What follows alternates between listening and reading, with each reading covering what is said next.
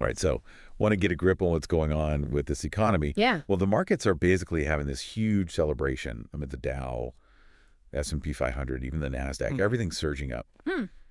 And it's all because of this good news, right?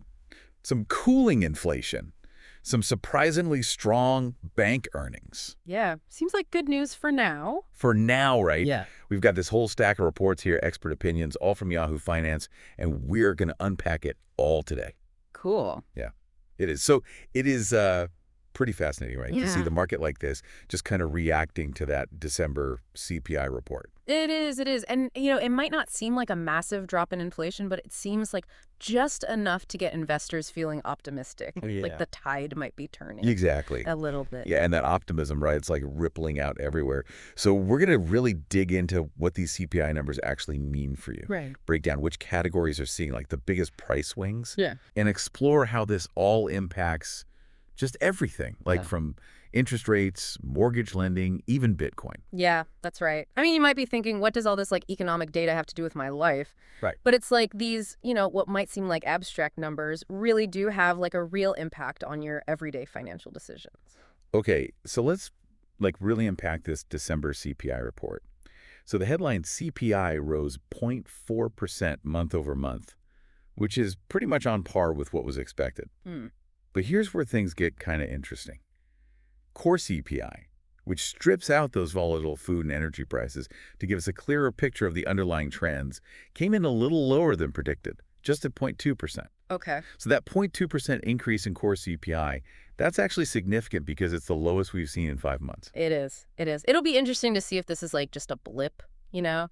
or if it's the start of a real downward trend in inflation. Yeah, is this like the beginning of the end? I mean, I don't know. Right. We'll It's a see. question, right? It is. We'll see. Yeah. And Claudia Sahm, who is a former Federal Reserve economist, she is actually urging a little bit of caution, against celebrating too early. Makes sense. Yeah, and she's saying that the Fed needs to see sustained progress before they can declare victory over inflation. It's got to be more than just a good month or two, right? Yeah, I mean, it makes sense, right? The Fed is has this balancing act to manage. Right. They want to, get inflation under control, Right. but without, causing the economy to completely stall out. So I think the CPI report gives them some positive data, Sure. but, it's just one piece of the puzzle that they're trying to figure out. Yeah, so the market is loving this news, of course. Stock futures just absolutely soared right after this CPI report dropped. The Dow, S&P 500, NASDAQ, all making some pretty significant gains. Wow. Yeah, and get this, the NASDAQ 100 opened with absolutely no laggards, Oh, wow. which means every single stock in that index went up. That's pretty rare. That's super rare. So this is definitely pointing to a huge wave of optimism, right, among investors. And it could be some potential growth opportunities. But I think it is important to remember, right, one report doesn't mean we've got a bull market. We still need to keep our eye out for any uncertainties that could be, right around the corner. For sure. Yeah. Okay, let's talk about energy, because it played a really big role in this CPI report. It actually accounted for 40% of that monthly increase in all items. Wow. And get this, the gasoline index alone jumped 4.4%. Jeez. Yeah, so while inflation might be cooling down overall, you're going to feel it when you fill up your tank. Absolutely, yeah. That's the thing about energy costs. They have a ripple effect. They impact everything, It's not just your commute. It also affects prices of goods and services across the board. Okay, now for some potentially good news, especially if you're in that housing market or thinking about getting in. Shelter inflation, which has been a major pain point for many people, is actually showing some signs of cooling down. The report showed a 4.6% year-over-year increase in shelter inflation, which is the smallest increase we've seen since January of 2022. Oh, wow. So it's maybe a little bit of hope for those potential home buyers, especially since affordability is still a really big hurdle for a lot of folks. Yeah, especially those first-time buyers Oh, especially trying to break into the market. Yeah, and this is where things get even more interesting when we start looking at the Fed and interest rates. Okay. So this latest CPI report has got the market thinking that there's a much better chance now of a rate cut at the Fed's June meeting. And just the day before, right, everyone was thinking that the Fed was going to just hold rates steady. Wow. So this report really shifted expectations. It really shifted things in a big way. Huh. We even have Steve McPhee, who's a senior portfolio manager at Vanguard, saying that this is, quote, a special moment for bonds, Hmm. encouraging investors to add them to their portfolios while yields are still, pretty good. So we've got inflation maybe easing up a bit, markets are soaring, and now we might have a rate cut. That sounds pretty good. It does sound pretty good So far. so far. But, of course, we can't forget that there's a whole new administration coming in, right? Ooh, right. So this incoming Trump administration is expected to really shake things up economically, especially with their focus on deregulation and those big tax cuts. Yeah, that's going to add another layer of complexity to Ah, everything. yeah. So actually, J.P. Morgan CEO Jamie Dimon, he actually sounded a note of caution amidst all this, like, whoo-hoo, things are great kind of feeling. And he pointed out that geopolitical tensions are still like a major risk factor. He even called them the most dangerous since World War II, which is Oh, wow. kind of a chilling statement. Yeah. And, Diane has seen a lot of economic ups and downs, so when he says something like that, it kind of makes you think twice. It definitely makes you think. It's a good reminder that, like, predictions are never a sure thing. World events can just totally change the game. Yeah, you never know. It's a wild world out there. And speaking of wild, let's talk about Bitcoin, because why not? All right. So Bitcoin, which has kind of shown a positive correlation with stocks in recent months, is also riding this whole market rally wave. Interesting. Yeah. So what's interesting here is that Mike Belsha, who's the CEO of BitGo, is arguing that a Bitcoin strategic reserve, which was one of Trump's campaign promises, by the way, Right. might not even be necessary or even beneficial Interesting. for the U.S. Treasury. Yeah, I mean, that really challenges some assumptions about Bitcoin Oh, it totally does. and what role it could play in the economy. And that's what I love about these deep dives, is they really make you think critically about all this information that we just get bombarded with every day. For sure. It's so easy to just take those headlines, right, at face value, Take them at face value. but there's always more to the story. Always. Always more to it. It's about constantly challenging those assumptions, Right. and looking at things from all these different perspectives. All right, so we've covered a lot of ground here, from inflation and interest rates to this new administration and even Bitcoin. And while there are definitely some encouraging signs on that inflation front, I don't think it's time to pop the champagne just yet. Probably not, no. This Fed's next move, the new Trump administration, all those global factors, that stuff, is still going to keep on shaping this whole economic landscape. It's true.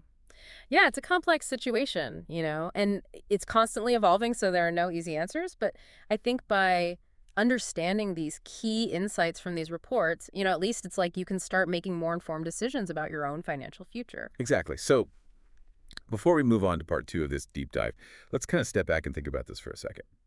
So the experts seem to agree that things are changing. Things are changing fast. The question is, what does it mean for you? That's the question. What does it all mean for you? Now you've got the inside scoop.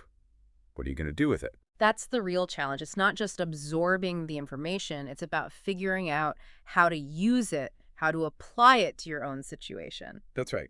So we talked about like the big picture of the economy, but let's kind of zoom in a little bit on some specific sectors and, how they might be affected by all these economic shifts. Okay. We should probably start with the financial sector, right? Yeah. Because they've been all over the headlines with these like really strong earnings reports. Right. I mean, J.P. Morgan Chase just reported like a huge fourth quarter profit, like their biggest ever. Wow. Yeah, it's crazy.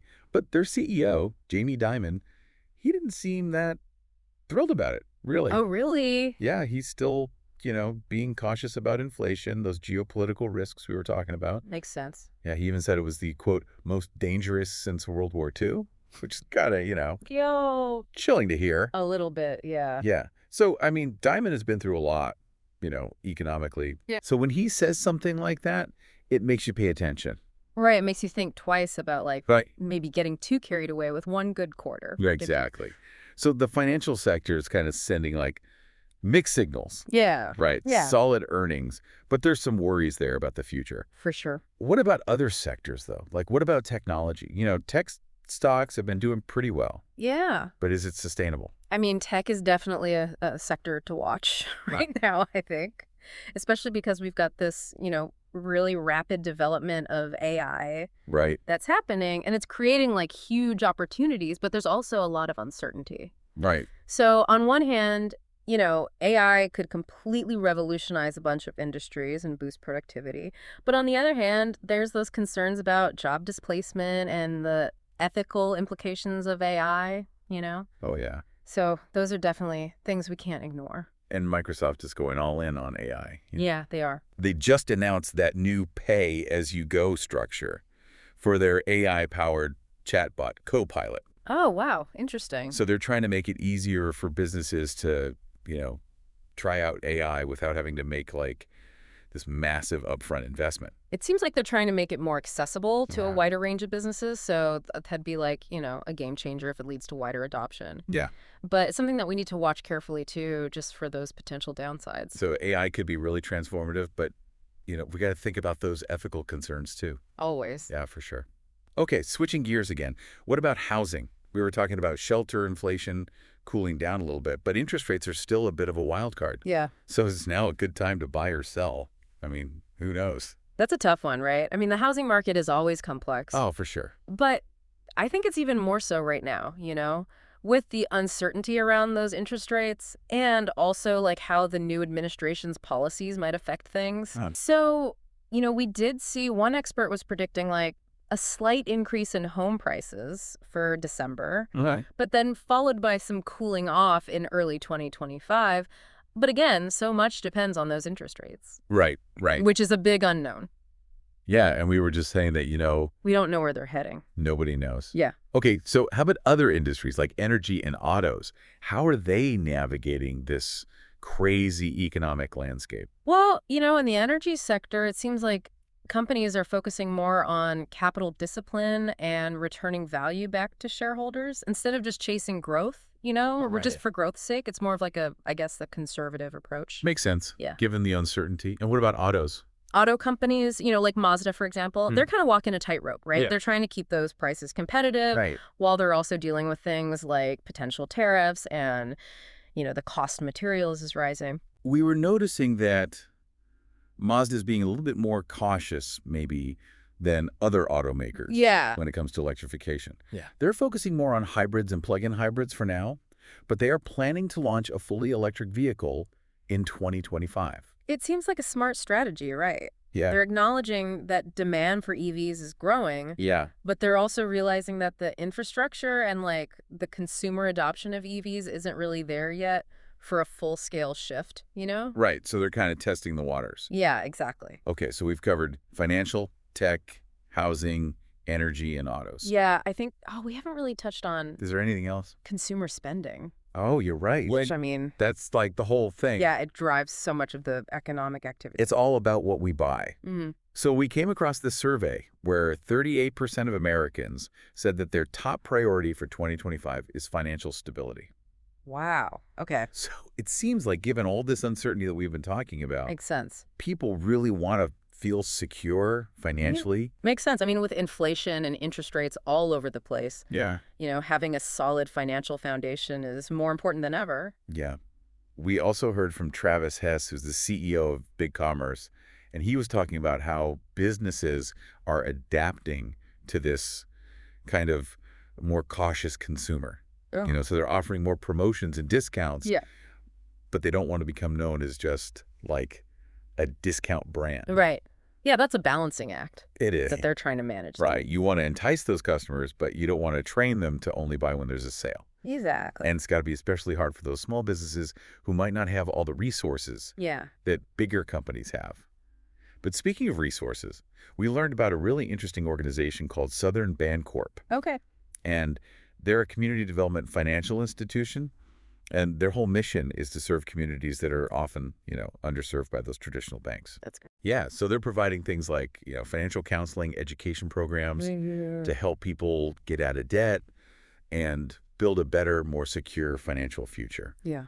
It's great to see organizations like that, stepping up to help give people access to those essential financial services.